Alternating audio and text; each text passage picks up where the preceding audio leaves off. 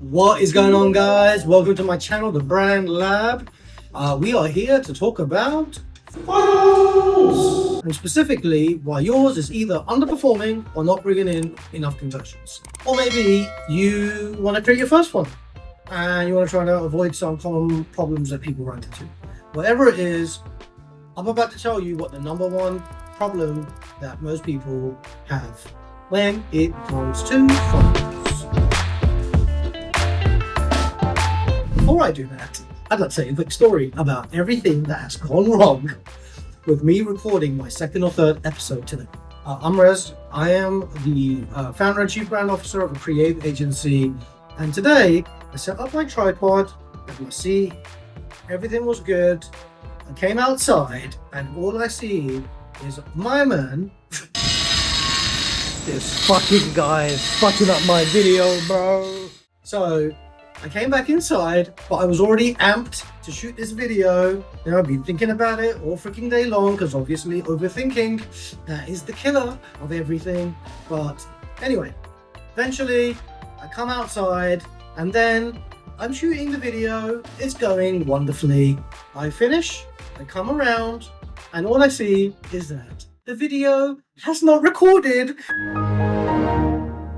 because this stupid button for the tripod that I bought was toggled off on the side. This is the third time now that I'm shooting this video, and before I continue, I'm just going to get off my seat real quick and make sure that this thing is recorded.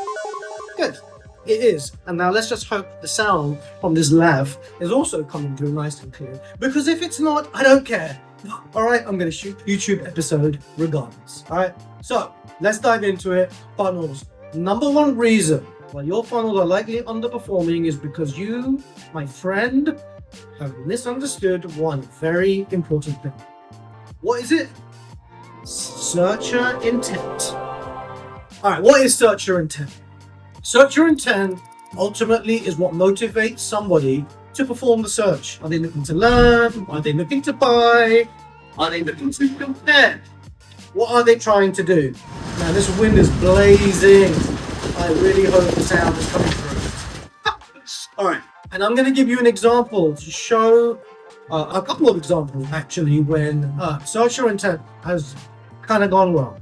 I have a friend, became a client, operates a virtual reality treadmill facility out in New York City. It's a great facility, very Black Mirror-like, if you remember that episode when they got do the, I think it's on the treadmill and they collect points. Anyway, you can manipulate your environment, train for your marathon, etc., etc.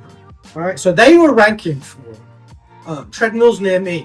What I said to him is, well, if I'm looking to attend one of your classes, I am not looking for treadmills near me. In fact, I'm probably not even looking for treadmill classes near me, but that would be a better start.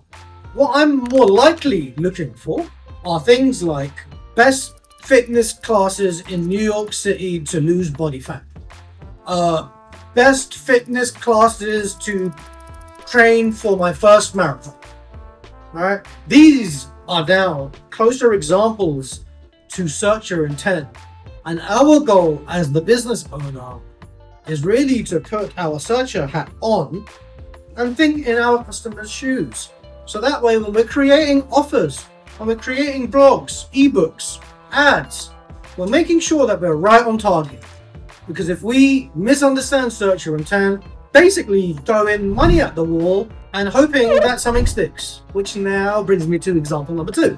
And this is a pretty recent example actually with an active client of ours. It's a fitness app. Alright, we were contracted, our agency, Case, was contracted to help this fitness app bring in a minimum of about 1,000 app downloads by the summer, June, July 2025. We came up with a pretty dope campaign idea called hashtag DJD. Dry January Detox Challenge. The incentive to join the challenge was that we're going to help you eliminate the toxins that you have consumed by having your best life over Thanksgiving, Christmas, and the holiday periods. And then also we're going to help you de-stress from that annoying feeling of having to go back to work on January 2nd. So we created a series of ads that spoke about detoxing, from those toxins that you've consumed. Also stretching to help with prolonged seating, meditations to help with an annoying boss or colleagues. We all have those. But anyway, we came up with all of these different messaging points. And the messages hit because we got over 2 million impressions on our ads, and we got 1,200 app downloads.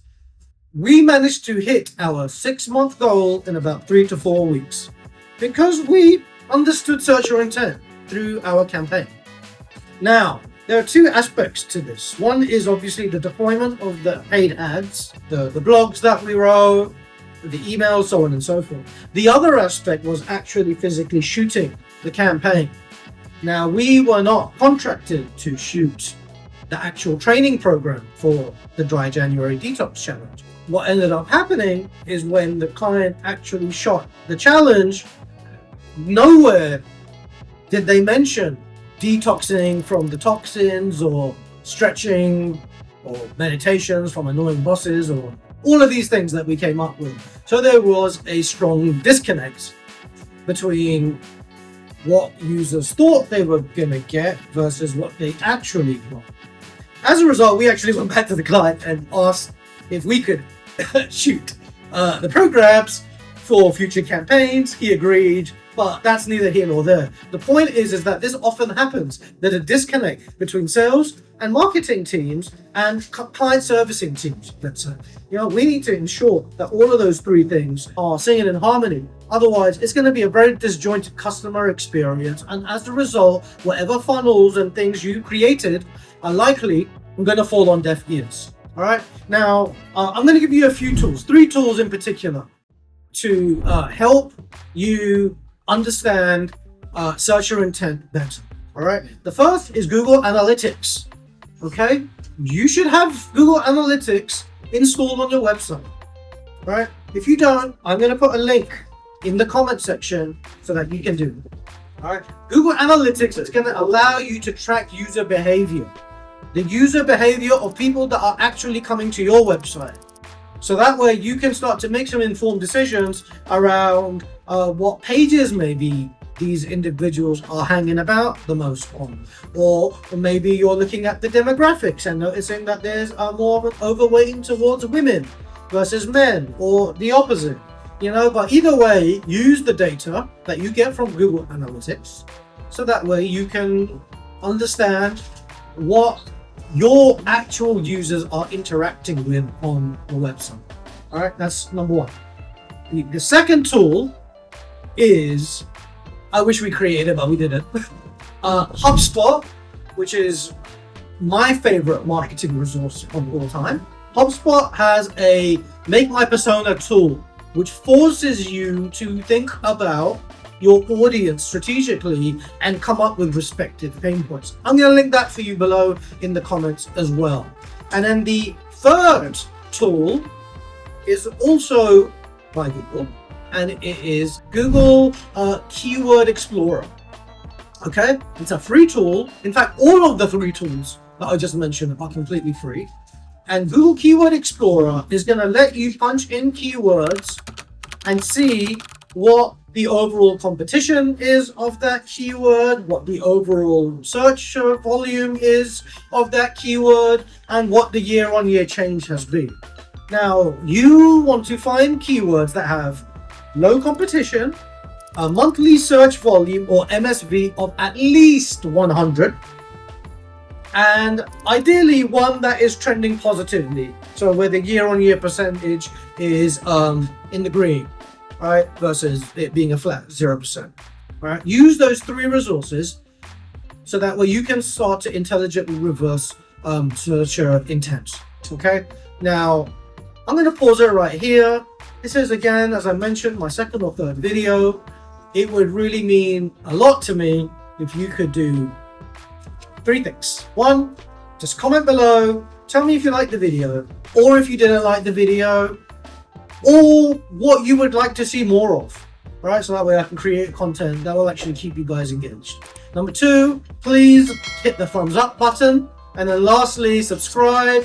And again, my name's Rez. I'm going to be back with more soon. Thanks very much for tuning in. Bless up, and then have a lovely day.